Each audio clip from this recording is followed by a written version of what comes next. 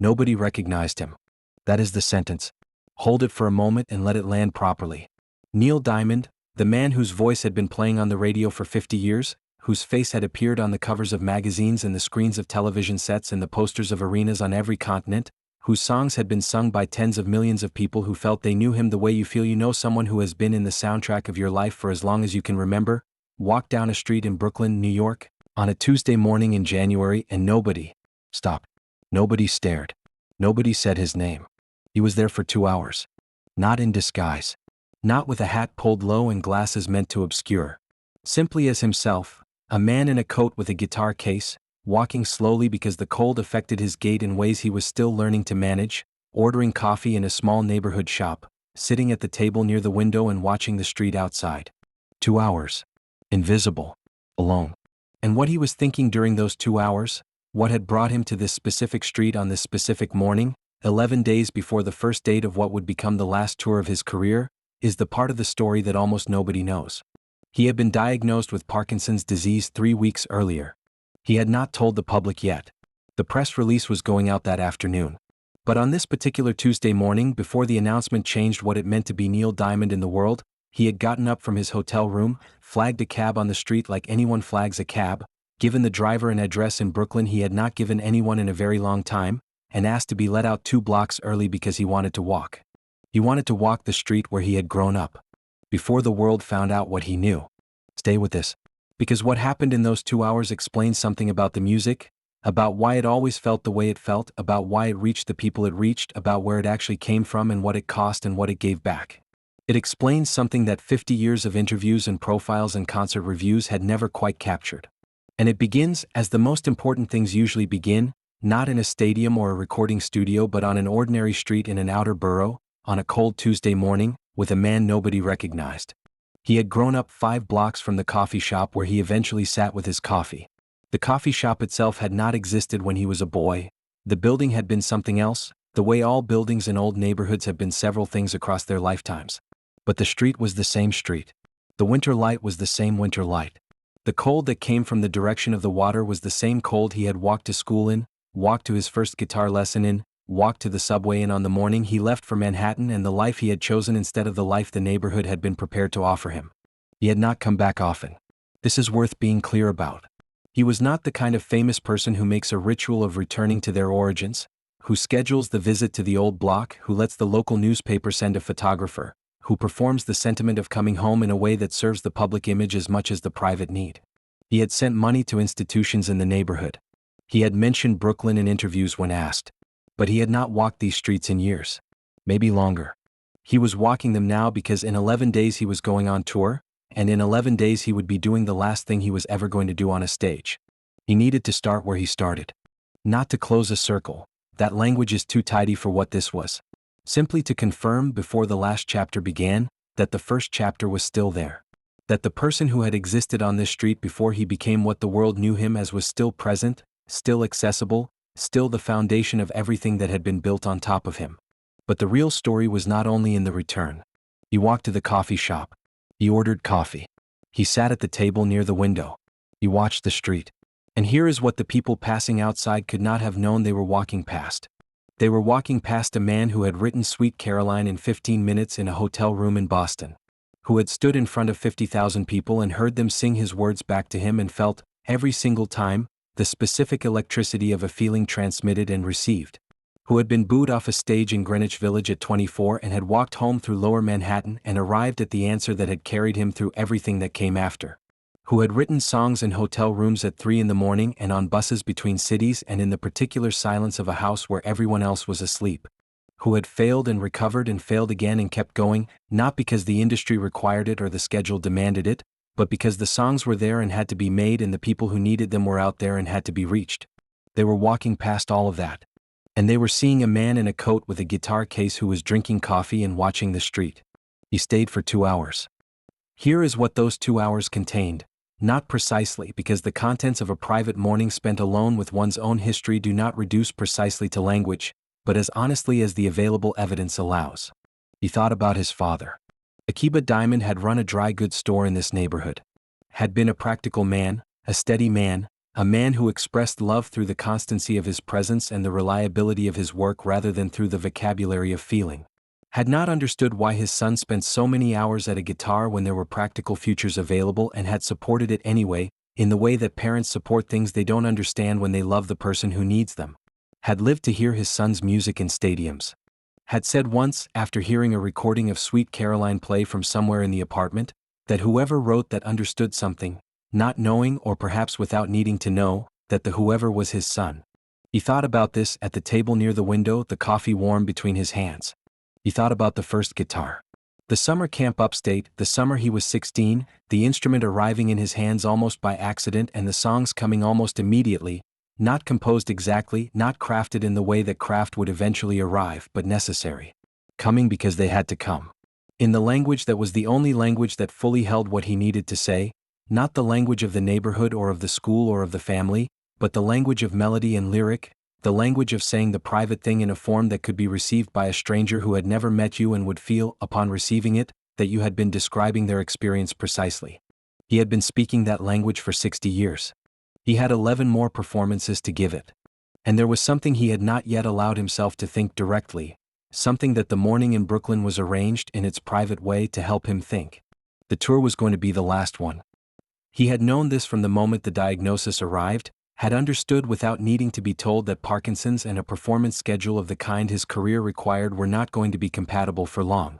The shows could be managed for now, he had doctors and a team and a production adjusted to what was currently possible.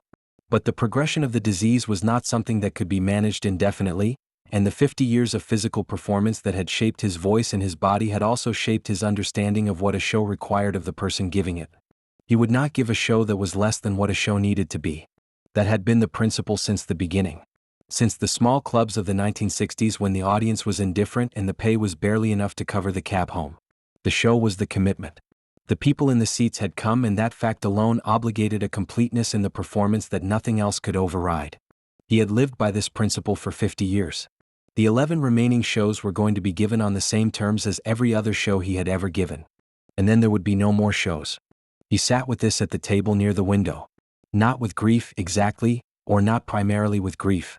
With the specific quality of attention that a person brings to something that is about to end, which is different from the attention brought to something ongoing. More focused, more present, more aware of the specific details, the weight of the coffee cup, the temperature of the air near the window, the way the light fell on the street at that particular hour of that particular morning, that would otherwise pass unnoticed. He was attending to Brooklyn the way he attended to a song in the final stages of writing it. Carefully. With the understanding that this version, once it was done, would not be revised. The woman at the counter refilled his coffee without being asked. She did not recognize him. She was simply doing what she did for anyone who sat at the window table and looked like they were not going anywhere soon. He thanked her. She said of course. The transaction was exactly what it appeared to be. He was grateful for this in a way that was difficult to explain.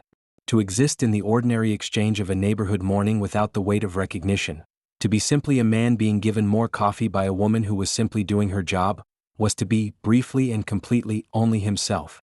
Not the self that 50 years of public life had shaped and named. The self underneath that. The one who had started here. The one who, 11 days from now, was going to walk onto a stage for the last time. He thought about what the music had actually been. Not commercially. Not critically. Not in the terms that the industry used to describe a career of his scale. The units sold, the arenas filled, the songs that had crossed into the permanent vocabulary of popular culture. He thought about what it had been in the specific, private, experiential sense. What it had felt like from the inside to make it, over 50 years, in hundreds of rooms and dozens of countries and every variation of the circumstances in which music gets made. It had been a conversation. That was the word that felt most accurate, sitting at the table near the window with the cold street outside and the second coffee warming his hands. A conversation. Not a performance, though performance was the visible form it took. Not a career, though career was the institutional container that organized it. A conversation, sustained 50 years long, conducted through the specific medium of songs, between himself and the people who had needed what the songs contained. Between the boy from Brooklyn who had had something to say and could only say it in this form, and the millions of people across 50 years who had heard it and found in it something they recognized. That was what he had been doing.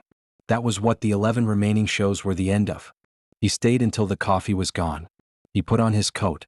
He picked up the guitar case. He looked out the window one more time. The street, the cold, the sky, the particular white-gray of a Brooklyn January, the people moving through the morning without reference to who he was or what he was carrying or what was about to begin and end. Then he stood. He thanked the woman behind the counter. He pushed open the door. The cold came in immediately. He stood on the sidewalk and looked in both directions at a neighborhood that had made him and then released him and had gone on existing without him in the way that places go on existing without the people who have left them. Unchanged in the ways that matter. Changed in all the ways that don't. He walked to the corner. Nobody recognized him. He flagged a cab. He went back to work. The press release went out that afternoon. The tour was announced. The world began saying what it always says when a beloved artist announces a farewell. The gratitude and the sadness and the particular grief of knowing that something which has been present in the atmosphere of daily life for a very long time is about to be absent. The interviews. The retrospectives. The radio stations. The fans who had been to 20 shows making plans to be at the last one. All of that began that afternoon. But that morning, before any of it, there had been 2 hours on a street in Brooklyn. A man in a coat. A guitar case. A window table. A coffee refilled without being asked. Nobody recognized him. Which meant, for those 2 hours, he was only what he had always actually been. A person from this neighborhood who had needed to say something and had found a way to say it and had spent 50 years saying it to anyone who needed to hear it. That was the whole of it. That was enough. That was, in the end, everything.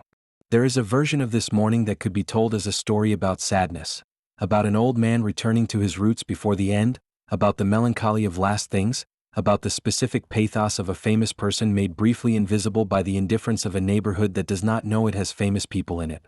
That version is not wrong, but it is not complete. It omits the quality that anyone who was paying close attention to Neil Diamond in those final months, in the last shows, in the last interviews, in the specific way he moved through the world after the diagnosis became public, would have noticed and struggled to name. He was not sad. He was present. The distinction matters enormously. Sadness is a quality that looks inward and backward, that orients itself toward what is being lost, that measures the present against the absence it is moving toward. What Neil Diamond carried in those months was something else. A quality of full attention to what was actually here, what was actually happening, what was actually available. The walk through Brooklyn. The cold. The coffee. The street. The woman who refilled the cup without asking. These were not consolations for the ending. They were the morning itself, received with the full weight of attention that the morning deserved. He had learned this from the songs. Or perhaps the songs had always expressed it and he had needed 50 years of making them to fully understand what they were saying. The best songs, his and anyone's, are not about what is missing. They are about what is present. They take the specific, ordinary, perishable thing, the person at the table, the light through the window, the cold in January, and hold it up and say, this is here, this is real, this is worth the full force of your attention because it will not always be here and you will not always be here and the fact of its existence in this moment is not small. Sweet Caroline was about this. Solitary Man was about this. Hello Again was about this. He had been writing about the preciousness of the present tense for 50 years without ever using those words, because the songs had no need for those words. They did the thing directly, in melody and lyric, without explaining what they were doing. Sitting at the table near the window in the Brooklyn coffee shop, he was doing what the songs had always been doing. Attending to what was there. The neighborhood had changed in the decades since he had lived in it.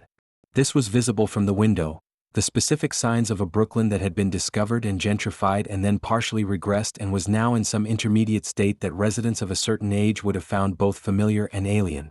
New restaurants alongside old ones. Renovated buildings beside untouched ones. The demographic mix shifted in ways that reflected the general reshuffling of New York over 50 years. The fundamental quality of the place, the density, the noise, the specific communal pressure of a neighborhood where people live close together and know it, remained. The particular version of Brooklyn that had made Neil Diamond was gone in the surface details and present in everything underneath them. He had been made by the underneath. The underneath was still here. He looked at the street and understood this with the clarity that the morning had been arranged in its private way to provide. The neighborhood had gone on without him and had remained, in the ways that mattered to the making of who he was, entirely intact. The cold was the same cold. The gray sky was the same sky. The ordinary human business of people going about their morning, the specific, unspectacular, entirely precious business of lives being lived without reference to anyone watching, was the same business he had watched from the window of the apartment 5 blocks away when he was a boy, the same business that had produced the specific quality of observation that the songs required, the same business that millions of people who had never been to Brooklyn had recognized in the songs as their own. Business, their own morning, their own ordinary and precious life. That was the gift he had given. Not the famous songs, though those were real. Not the arenas filled, though those had mattered. The gift was the recognition, the specific, repeated, 50-year confirmation that what he had felt in this neighborhood, what he had needed to say, was not only his. That the interior experience of a boy who had not quite fit the neighborhood's expectations for itself had turned out to be, once rendered in music with sufficient honesty, universal. Sure. Recognizable by people who had never been to Brooklyn and would never go, by people whose lives had no surface resemblance to his life, by people who heard in the longing and the humor and the directness something that they had felt themselves and had not expected to hear anyone say out loud. He had been saying it for 50 years. The guitar case leaned against the table leg throughout the 2 hours. He had not opened it. He had not needed to. It was there the way it had always been there, the constant of his adult life, the object that had been present in more rooms in more cities and more countries than any other object he had ever owned. Hotels and dressing rooms and recording studios and living rooms and the seats of airplanes and the backs of cars. He had carried it the way some people carry photographs of their family, as the portable evidence of who they were and what they had given their life to. It was here now, in Brooklyn, on a Tuesday morning, leaning against the leg of a table in a coffee shop on a street where nobody knew his name. That was right. That was exactly right. Because the guitar had always been here in some essential sense. Had always been in this neighborhood, in this specific quality of light, in this cold, on this street. Everything he had taken it to, every stage and every studio and every hotel room, had been an extension of this place. The music had started here. Had been formed here. Had been given its essential character by the specific way that this neighborhood and this family and this boy with his particular needs and gifts and hungers had intersected in the 1940s and 1950s and produced a songwriter who would spend the rest of his life trying to say what he had felt here. He had said it in 11 more performances. And then the guitar would rest. He finished the second coffee. He put on his coat. He picked up the guitar case. He looked out the window one final time. Then he walked to the corner and flagged a cab and went back to the hotel, where the press release was waiting to be sent and the last chapter of the public story was about to begin. But the private chapter, the one that mattered most, the one that nobody recognized as it was happening because nobody in that coffee shop knew they were watching it, that chapter had already ended. A man had come back to where he started. He had found what he came for. He had carried it with him to 11 more stages, in 11 more cities, in front of hundreds of thousands of people who would feel something in those performances without knowing what they were feeling or where it came from. They were feeling Brooklyn. They were feeling the Tuesday morning. They were feeling the specific gravity of a person who had sat at a window table and attended fully to an ordinary street and carried that attention onto a stage and given it to them as music. Nobody in Brooklyn recognized him. The people in the arenas did. And the difference between those two things is the whole story of what music is and what it does and what a life spent making it honestly actually costs and gives.